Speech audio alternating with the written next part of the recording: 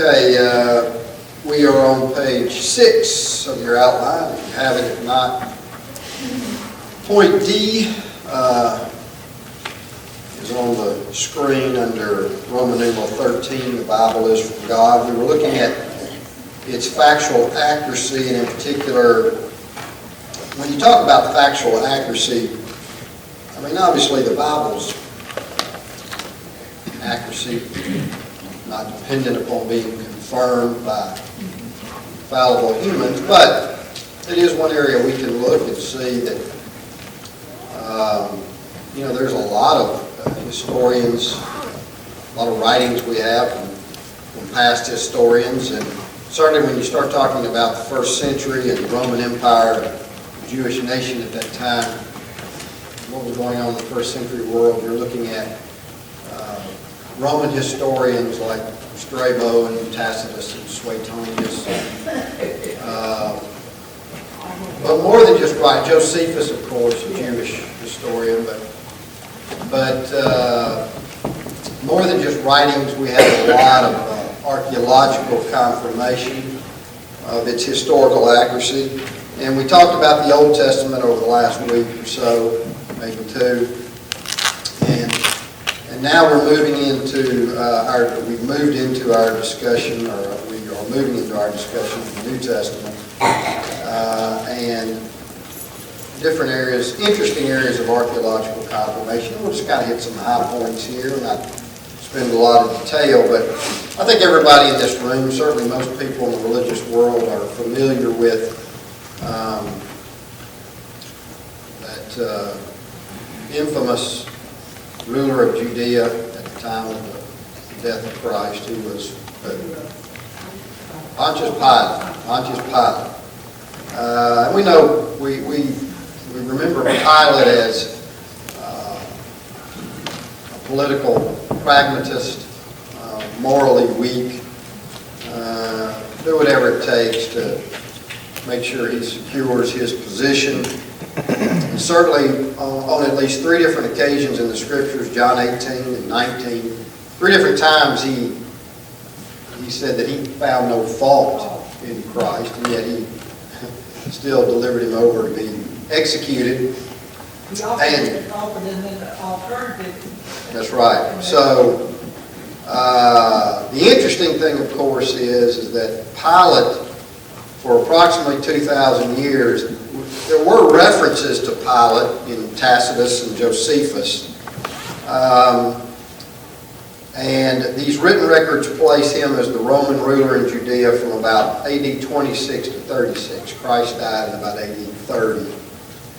And those records indicate that he could be an extremely rash and violent man. Well, the Bible, of course, confirms that Pilate could be a very violent and rash person. If you look at Luke chapter 13, verse 1, it says there were present at that season some who told him, talking about Christ, about the Galileans whose blood Pilate had mingled with their sacrifices. Now here were some Galilean Jews apparently offering sacrifices, and while they were in the midst of their religious rituals, Pilate had them massacred such that their blood was mingled with the blood of the animals that they were sacrificing. And so he could be a pretty violent individual. And yet for a couple thousand years there were no inscriptions, monuments, stone monuments that documented his life. That, of course, was until 1961. Now, it's generally regarded or from historical records that the Roman headquarters for Judea was actually where? In what city? Where was the Roman headquarters? Now, there was a Roman guard, a barracks in Jerusalem known as the, what do we call the one that was located near the temple?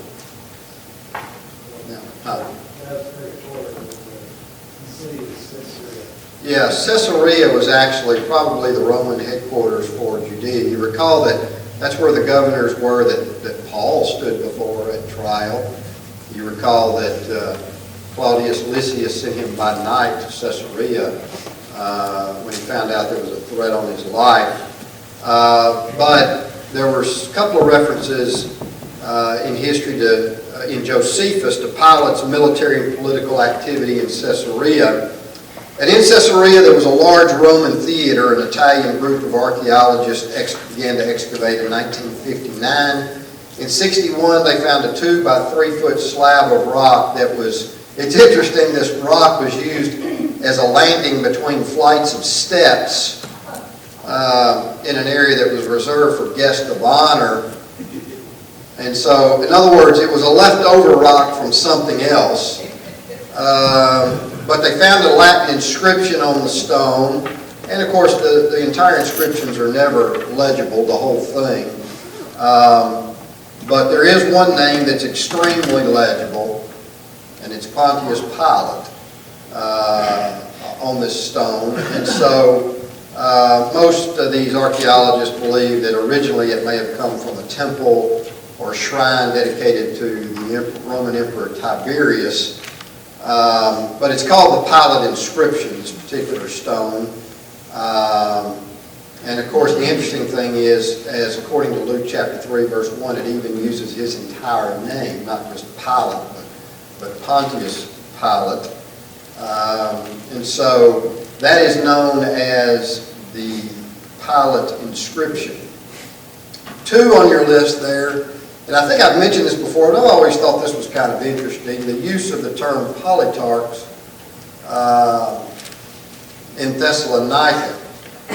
Go to Acts chapter 17. Now, we've already talked about how accurate. Sir William Ramsay went all over that part of the world over 100, 150 years ago.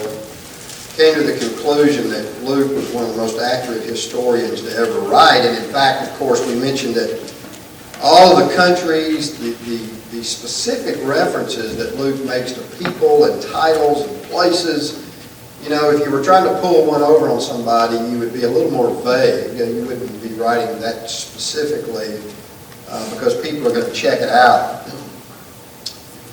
And look in Acts 17 and beginning in about verse 5. But the Jews were not persuaded. Well, you know, these were, of course, being accused of, the Christians were being accused of those that were turning the world upside down, if you will. But in verse 5, the Jews who were not persuaded, becoming envious, took some of the evil men from the marketplace, and gathering a mob, set all the city in an uproar, and attacked the house of Jason, and sought to bring them out to the people. But when they did not find them, they dragged Jason and some brethren, now here's the key phrase, to the rulers of the city. That's New King James, and American Standard says rulers of the city. I think the New American Standard says authorities. But it's translated from a Greek word, Politarchus. I don't know if that's the way you pronounce it, but it's Politarchas. And that word occurs only in Acts chapter 17 verse 6 and verse 8. You go down to verse 8, it says, and they troubled the crowd and the rulers of the city. That's the only place in the New Testament you find this Greek word. And so for a lot of years there were critics of the Bible that said, you know, there are no such officials in Thessalonica. Well, I've heard of And so, what's that? I said I've heard of Petrarch. Yes, that's a different term. So, usually you would see more common terms for magistrates or authorities. There's different Greek words for those. I'm not even going to pronounce them. But the interesting thing is these critics would say that this term is found nowhere else in Greek literature as an official title. So obviously, and here's the other thing you have to understand when it comes to critics of the Bible. Their criticism always comes from an argument of silence. In other words, well, just because we haven't found it somewhere, that means it's got to be wrong. Well, that's stupid. There's a lot of things we haven't found or we don't know, more things we don't know than we do know about anything. But we haven't found it. It's not used anywhere else in Greek literature, this particular Greek word. Well, in 1960, a fellow named Carl Schuler published a paper where he found 32 inscriptions bearing this word. 19 of the 32 came from Thessalonica, 3 of them dating back to the 1st century. One was on the Via Ignatia, a main thoroughfare through ancient Thessalonica, and there once stood a Roman arch called the Garter Gate. In 1867, that arch was torn down and used to repair the city walls, and they found an inscription on this arch, which is now in the British Museum, that guess what? Has that term. The phrase is dated between 30 BC and AD 143. Obviously, that's the time that this book was written, in between there. And the particular inscription begins with the phrase, "in the time of Parlytarchus." And so obviously this arch was probably standing at the time that Luke wrote this book. And so nobody now disputes the fact that, yes, the rulers in Thessalonica at the time Luke wrote Acts were called Parlytarchus. Parlytarchus, rulers of the city. But the only place you find it in the New Testament is right here. Another pretty interesting one here is about Sergius Paulus. I've always thought this was a pretty interesting story too. Everybody, you understand, everybody knows about Paul's journey to Cyprus. And he comes in contact with a certain sorcerer. Look down in Acts chapter 13. They go to Cyprus there in about verse 4. And when they had gone through the island, verse 6, to Paphos, they found a certain sorcerer, a false prophet, a Jew whose name was Bar-Jesus. And notice who was with the proconsul, Sergius Paulus, an intelligent man. And this man called for Barnabas and Saul and sought to hear the word of God. Well, we know the rest of the story, how that Paul strikes Elymas blind for a period of time. And that power of God convinces Sergius Paulus of the truth of Paul's message. But there's two areas we want to look at here where archaeology tests, two areas that archaeology tests Luke's accuracy. And the first question is, was this area of Cyprus and Paphos ruled by a proconsul when Paul was there? Number two, was there one named Sergius Paulus? For a lot of years, skeptics said that this area of Cyprus would not have been ruled by a proconsul, since Cyprus was an imperial province. What do I mean by an imperial province? As opposed to a what province? If you were a Roman province, you either fell under the direct rule of the emperor, or you fell under the direct rule of the Senate. So you were either an imperial province or you were a senatorial province. And if you were a proconsul, would have been in charge of a senatorial province. If you were an imperial province, you would have been known as a propraetor. So the critics said, well, look, this was a imperial province, not a senatorial one. Well, here's the story. Cyprus at one time had been an imperial province, but not when Paul was there.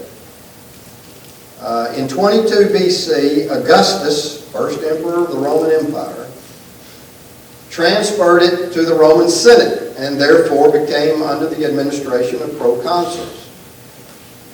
Biblical scholar F.F. Bruce, you may recognize his name from several Bible encyclopedias, explained that when Cyprus was made, it was made an imperial province in 27 BC, but that Augustus gave it to the Senate 5 years later in exchange for Dalmatia. So I guess the emperors and the Senate, they would trade provinces.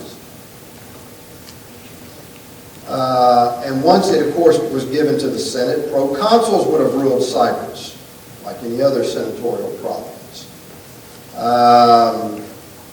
Another historian says, if you look at Dio Cassius, Roman History, and Strabo, we learn that there were two periods of Cyprus history. The imperial province, governed by a propraetor, Then it was made a senatorial province ruled by a proconsul, and therefore Luke was accurate. Paul was there between 40 and 50 AD. It would have been ruled by a proconsul.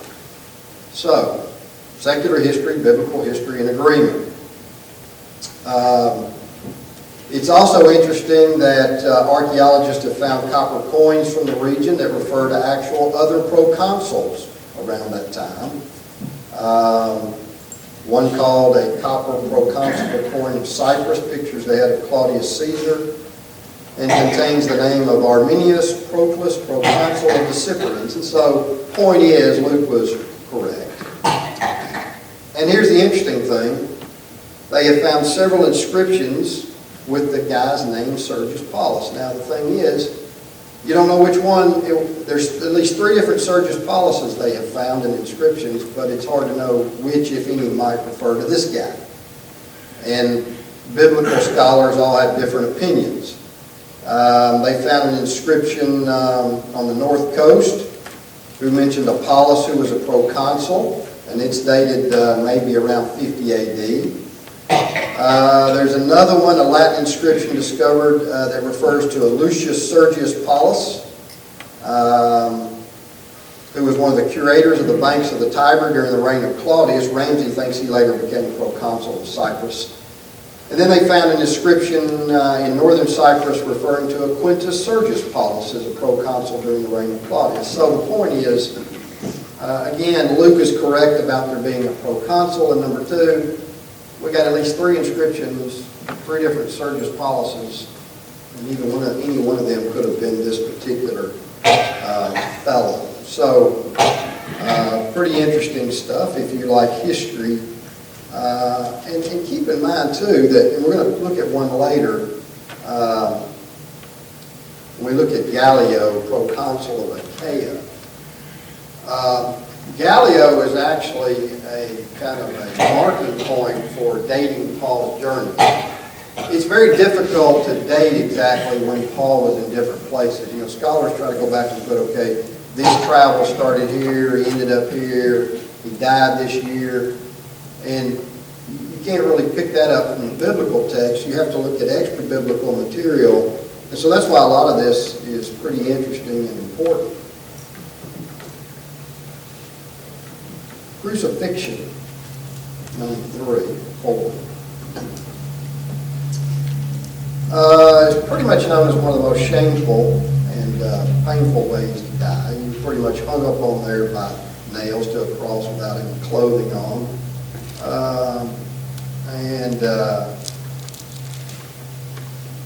You're hanging there so that, you know, your shoulder joints are about 2 or 3 inches longer than they normally were. So that's painful enough to think about. And then you've got these nails through your wrists and feet. And because of the posture you're in, you're actually suffocating to death, so that you have to pull yourself up by these nails to breathe, and then exhale. And so you're constantly pulling yourself up and down until you finally suffocate to death. It wasn't really designed for you to bleed to death. That's why they broke their legs when they got tired of them hanging there and suffering. And I said, well, let's get rid of this guy. So they break their legs, and then they can't raise themselves up anymore. Can't push up with their feet. And then they would suffocate to death. So pretty excruciating torture. Josephus commented that, I think it was Josephus that talked about Alexander Janus, who crucified 800 Jews in Jerusalem. Most of you know that the Romans crucified 6,000 slaves during the revolt led by who? Spartacus. Josephus said he saw many Jews crucified in Tekoa in the first revolt. But yet, in spite of all this written documentation, there hasn't been a lot of archaeological confirmation of crucifixion and how it was done. And because of that, some of you may have even seen pictures in diagrams, sketches of crucifixion, or even in movies where they suspended the people along the crosses by how? not by nails, but by ropes. By ropes. And so there's been some dispute over the years whether it was done with the use of ropes, and so critics would, the Bible is talking about nailing these people. Oh, we don't know about that. Well, in 1968, they found the remains of a crucifixion victim. I'm not going to name this guy's name, but I can't pronounce it. They found his bones in an ossuary, typical of those used by the Jews between the end of the 2nd century BC and the fall of Jerusalem in AD 70. By the way, I've got that on your list. What's an ossuary? Anybody know? It's a box about 2.5 feet long, made out of clay or cut out of chalk or limestone, in which they would place the human bones after all the soft tissue and flesh had decomposed. So what they would do is they might lay you in a tomb for a while, but once everything had been decomposed and nothing left but bones, and a lot of especially the families with means, would gather up the bones and place them in a smaller box. And some of these boxes were pretty ornate, had a lot of inscriptions, the name of the person in the box, family name, that kind of thing. So they found one of those, and some medical professionals from the Hadassah Medical School in Jerusalem. That's a pretty, Who was Hadassah, by the way? Why would you name a medical school Hadassah? I remember who Hadassah was. I'm the only one in here who knows Hadassah. Yes. Esther, thank you. Yeah. Esther. Her name was Hadassah.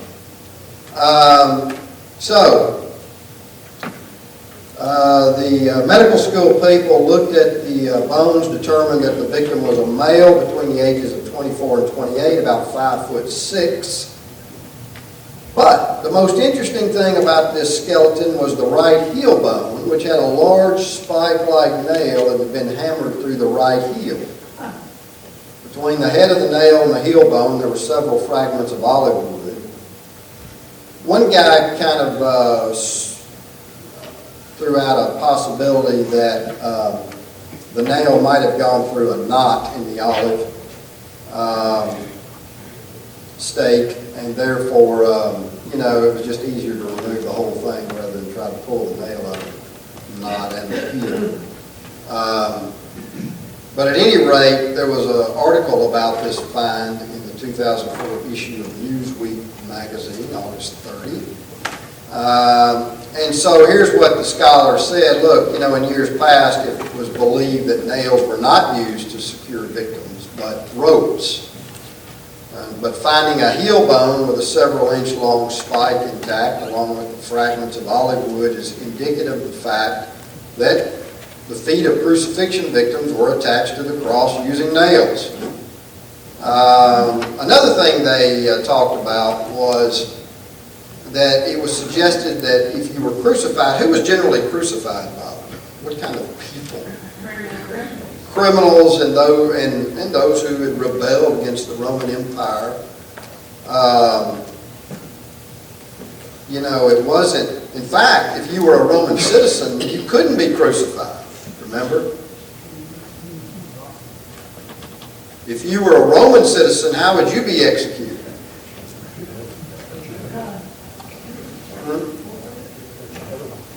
Well, it'd be something swift like a sword. They'd lop your head off or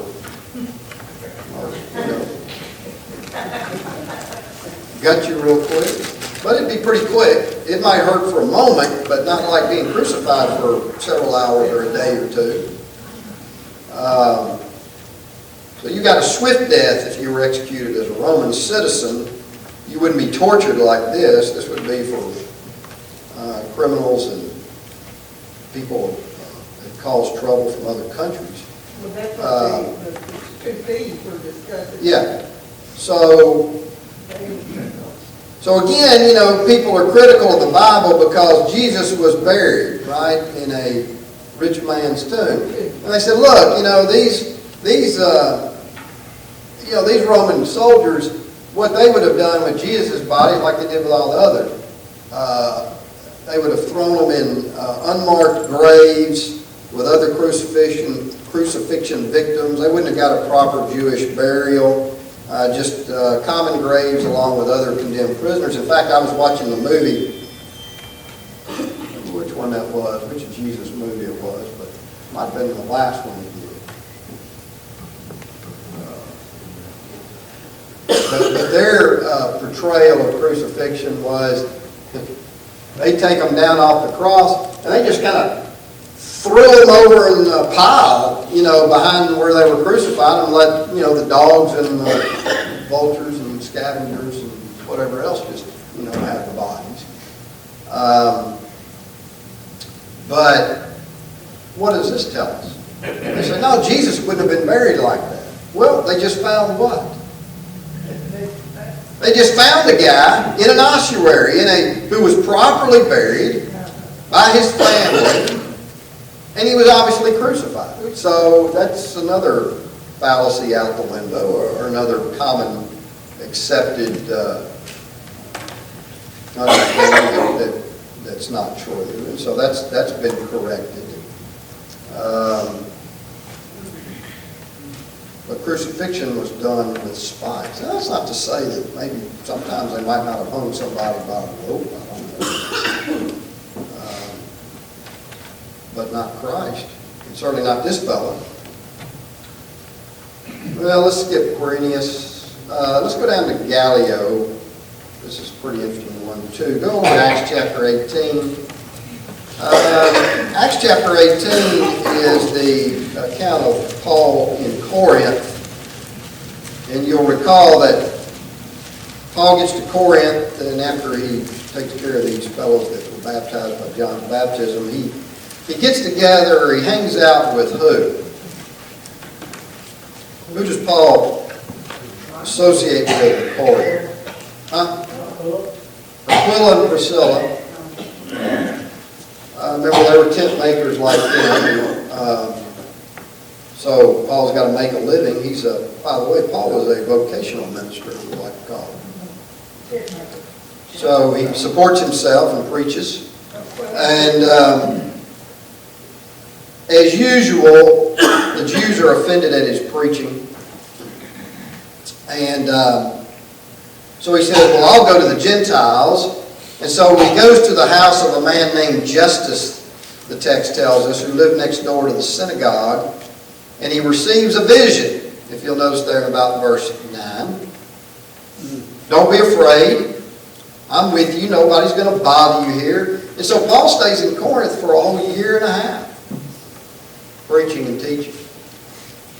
But that finally comes to an end, as usual, in violence. So notice verse 12. When Gallio was proconsul of Achaia, the Jews with one accord rose up against Paul and brought him to the judgment seat, saying, this fellow persuades men to worship God, contrary to the law. And when Paul was about to open his mouth, Gallio said to the Jews, if it were a matter of wrongdoing or wicked crimes, O Jews, there would be reason why I should bear with you. This would be an interesting, if we had time, an interesting case study on the personality of Gallio, but I can hear the exasperation. It's almost as if, he's dealt with these Jews before. If you'd have brought me a criminal, that'd be one thing. But you're bringing me stuff that I'm not interested in. But if it is a question of words and names in your own law, look to it yourselves, for I do not want to be a judge of such matters. I don't have time for this. And he drove them from the judgment seat. And then you got to love this. Then all the Greeks took Sosthenes, the ruler of the synagogue, and beat him before the judgment seat. But Gallio took no notice of these things. He just ignored them. Well,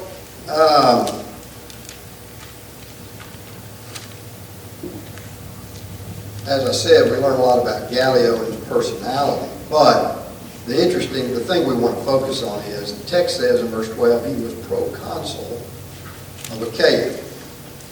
And again, Luke is recording extremely specific information about a historical figure and his office, of which, if you're a critic of the Bible, you could, you can check it out.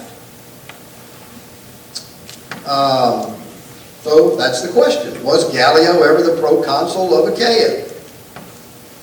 Well, in an article in Harvard Theological Review, the managing editor recounted in 1905 a doctoral student in Paris was sifting through some inscriptions that had been collected from the Greek city of Delphi.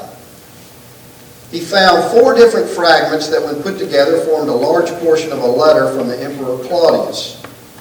And guess who the letter from the emperor was written to? Gallio, the proconsul of Achaia. Now, again, as with most of these inscriptions, not all of it's readable. But the legible part is translated basically this: Tiberius Claudius Caesar Augustus Germanicus Pontifex Maximus, of Tribunitian authority for the 12th time, Imperator 26th time, Lucius Junius Gallio, my friend and the proconsul of Achaia. Now, while there's a lot of things on this inscription that cannot be read, what can be read and is clearly legible is not only Gallio's name, full name, but his office, proconsul of Achaia. And so, again, Luke not only accurately recorded his name, but his office.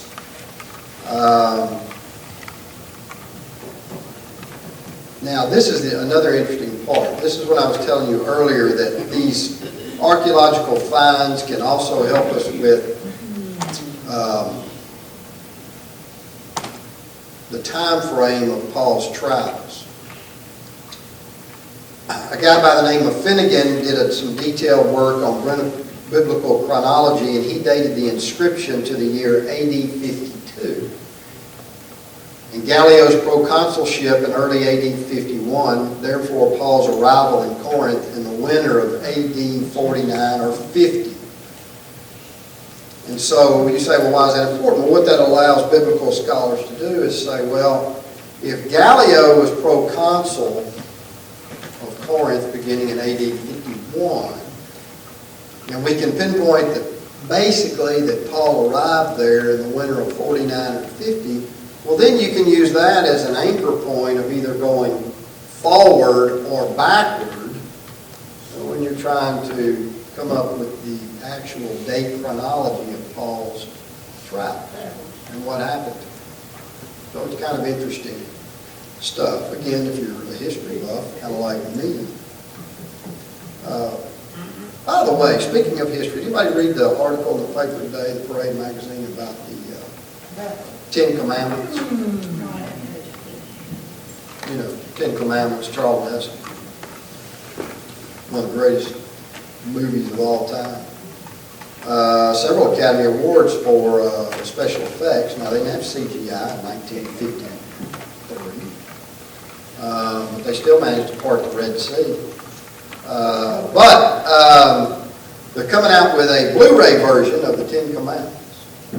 Actually coming out with a Blu-ray version of the 1923 silent movie version and the 1953 Charlton Heston version of the 10 Commandments.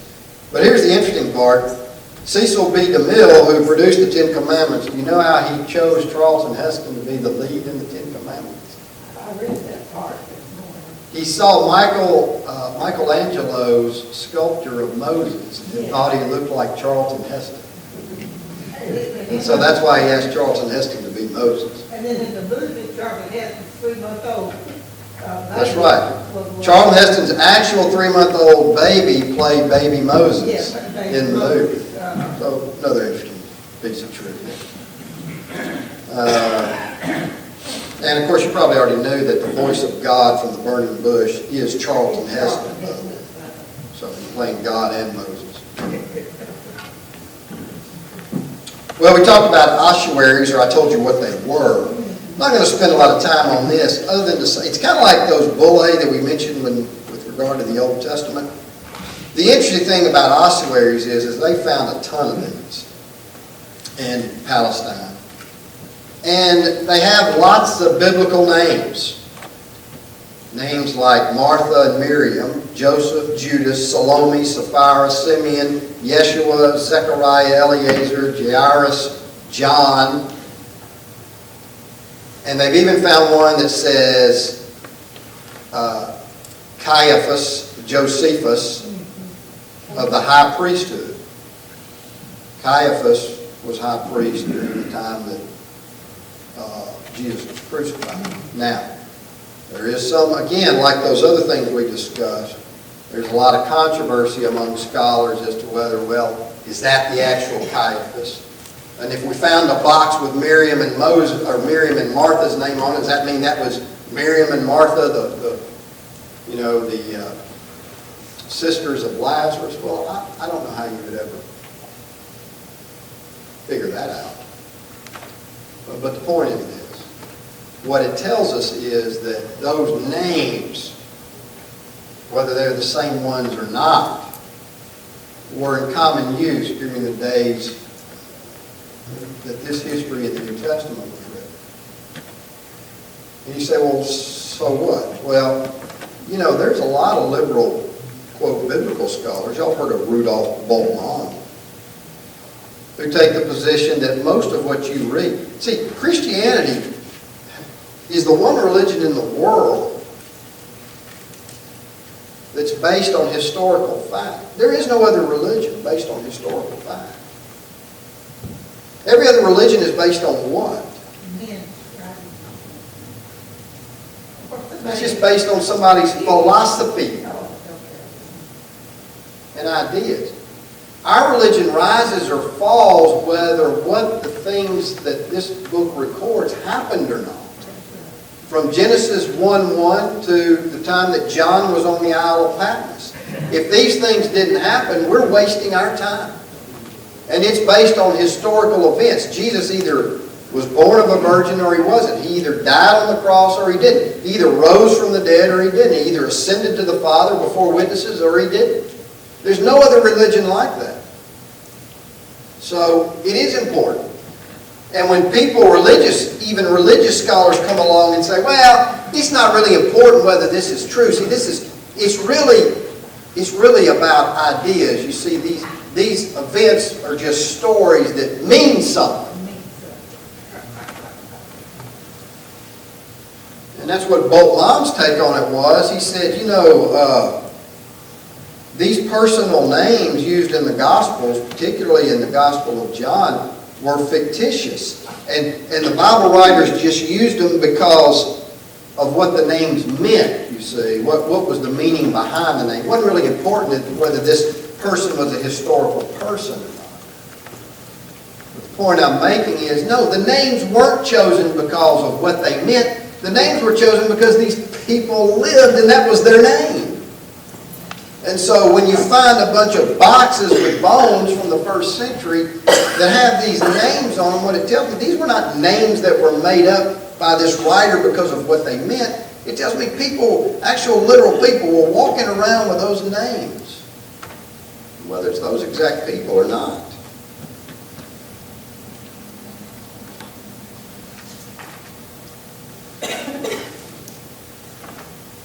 Gentiles in the temple. Y'all remember what happened to Paul in Acts chapter 21? Go there. Paul was minding his own business when some Jews from Asia stirred up the crowd and accused him of doing what? Down in about verse 27 through 30. What did they accuse Paul of? Bringing a Gentile into the temple. Now, that doesn't mean that he took Trophimus actually into the sanctuary where only the priest could go. You understand, when you read the word temple in the New Testament, it's a huge compound of several large open meeting spaces. And you had the court of the Gentiles, where the Gentiles could gather. You had a court of women where women could gather. And then you had further into the compound where only Jewish men could go. And then finally into the the temple sanctuary building itself where the priests could go. Large compound. Why do you think 3,000 people could stand around there and listen to the apostles on the day of Pentecost? How could they baptize that many people in one day? Because that temple compound was littered with baptismal pools. It was a large compound. And there were certain places only certain people could go. So what he's saying, what these people were saying is, Trophimus just wasn't in the area reserved for the Gentiles. Paul took him into the area that was reserved for only Jewish males, which Paul didn't do. And so they went about to kill him. Well, this is interesting. Josephus says that there was a certain inscription that separated that part of the temple that the Gentiles could enter and what they could not enter. And basically it said, look, any foreigner goes in here, you do so under the payment of death. In 1871, they found about 50 meters from the actual temple site a fragment of a stone with 7 lines of Greek capitals. And the Greek text is translated like this. This is from the temple compound. No foreigner is to enter within the balustrade and enclosure around the temple area. Whoever is caught will have himself to blame for his death, which will follow. And they found another stone basically with the same inscription in 1938 near the north gate of Jerusalem, also known as St. Stephen's Gate. The point is that, yeah, there were these enclosures, and they actually had warning signs up, kind of like no trespassing signs, I guess. You come in here, you're not authorized, just so you understand that you bring death upon yourself. And so again, archaeology is interesting from the standpoint of the things that it can find with regard to the text that we find in the New Testament. Well, we're almost done with that. We'll mention quickly Corban next week, and then we're going to move on to other arguments for the Bible as the Word of God. Silence of the Scriptures and unity of the Scriptures. And we'll pick up with those